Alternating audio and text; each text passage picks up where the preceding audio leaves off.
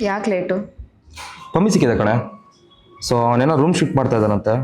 So item ಎತ್ತಿಡಕ್ಕೆ ಹೋಯ್ತು. ನಿಮ್ಮ engineering hostel ಇದ್ರಲ್ಲ ಅವರ ಅವನೇ. ಇವಾಗ ಯಾಕೆ ಶಿಫ್ಟ್ ಮಾಡ್ತಿದಾರಂತೆ?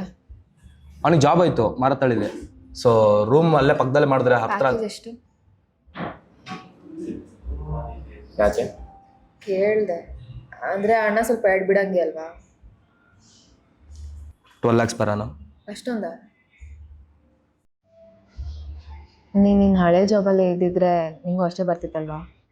ನಂಗೆ ಗೊತ್ತು ಕಣೆ, ನೀ ಸುತ್ತಿ ಬೆಳೆಸಿ ಎಲ್ಲಿ ಬರ್ತಾ ಇದೆಯಾ ಅಂತ. ಇವಾಗೇನು ಈ ಫಿಲ್ಮ್ ಮೇಕಿಂಗ್ ಬಿಟ್ಟು ಮತ್ತೆ IT ಜಾಬ್ ಮಾಡು ಅಂತಾನ? ನಾನೆಲ್ಲ ಹಂಗೆ ಹೇಳಿದೆ. ನೀನು ಸುಮ್ಮನೆ ಏನೇನು ಅಸ್ಯೂಮ್ ಮಾಡ್ಕೊಂಡು ಏನೂ ಮಾಡೋಕ್ಕಾಗಲ್ಲ. ಅಸ್ಯೂಮ್ ಅಲ್ಲ, ಫ್ಯಾಕ್ಟ್. ನೀವು ಮಾತಾಡ್ತಿರೋ ವೇ ಆಗಿದೆ. ಹಂಗೆ ಅನ್ಕೋ. ನೋಡಿ ಪ್ರಜ್ಜು, ನಿಂಗೆ ಮನೇಲಿ ಏನೂ ಪ್ರೆಷರ್ ಇಲ್ಲದೆ ಇರ್ಬೋದು, ಅದೇ ನನಗೆ ಹಂಗಲ್ಲ ಆಯ್ತಾ? ನನ್ನ ತಂಗಿ ಬೇರೆ ಇದ್ದಾಳೆ. 4 ವರ್ಷ ಆಯಿತು ನಿಂಗೆ ಫಿಲ್ಮ್ ಮೇಕಿಂಗ್ ಮಾಡ್ತೀನಿ ಅಂತ ಜಾಬ್ ಬಿಟ್ಟು ಇನ್ನೂ ಏಡಿ ಆಗೇ ಇದೆಯಾ? ಏಯ್, ನಿಂಗೆ ಜಾಬ್ ಬಿಡ್ಬೇಕಾದ್ರೆ ನಂಗೆ ಹೇಳಿದ್ದೆ ತಾನೆ ಈ ರಿಲೇಷನ್ಶಿಪ್ ಇಲ್ಲಿಗೆ ನಿಲ್ಸೋಣ, ಇದರಿಂದ ಮುಂದೆ ಪ್ರಾಬ್ಲಮ್ ಆಗುತ್ತೆ ಅಂತ. ಮತ್ತೆ ಯಾಕೆ ಕಾಲೇಜ್ ನಾನು ಹಿಂದೆ ಬಿದ್ದಂಗೆ ಪ್ರಪೋಸ್ ಮಾಡಿದೆ?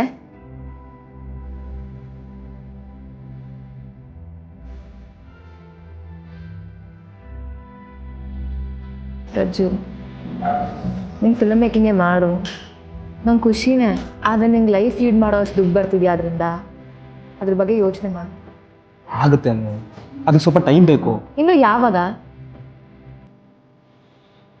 ನನಗೂ ಏಜ್ ಆಗ್ತಿದೆ ಕಣೋ. Think about it once.